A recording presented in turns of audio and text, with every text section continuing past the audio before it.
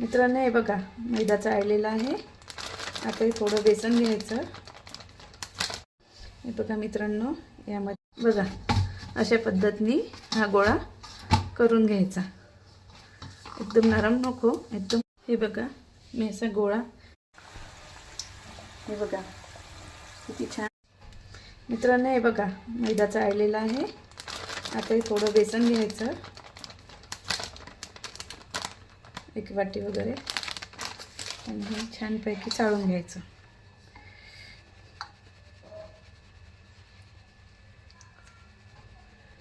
चाळून घ्यायचं छान आहे चाळणीने।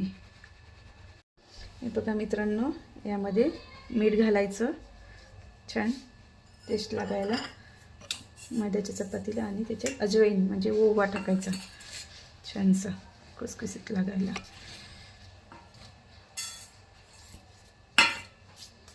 त्यानंतर हे सगळं मिक्स करून घ्यायचं। बघा अशा पद्धतीने हा गोळा करून घ्यायचा।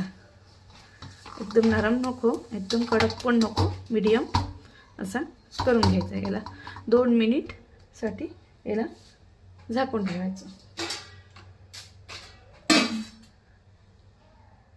हे बघा मी असा गोळा घेतला आणि याला लाटून घ्यायचा छानसा गोळा करून।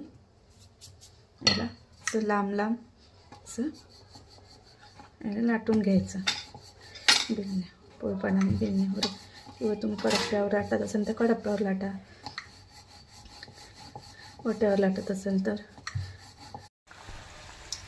हे बघा किती छान फ्राय झालेले आहे। बघा मला दिसतच असेल किती क्रंची आणि छान बबल्स आलेले आहे सांबार। हे बघा बघू शकता, हे बघा कसा आवाज येत आहे।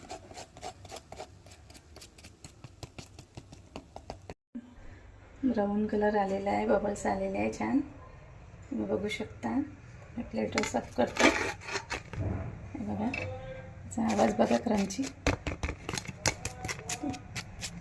तुम्हाला आवाज येतच असेल। लाईक शेअर सबस्क्राईबर नक्की करा, आणि माझी रेसिपी आवड क्रंचली आणि छान वाफ निघत आहे गरम गरम, बघा तुम्हाला दिसतच असेल। आणि पुन्हा याला लेअरसुद्धा आलेली आहे।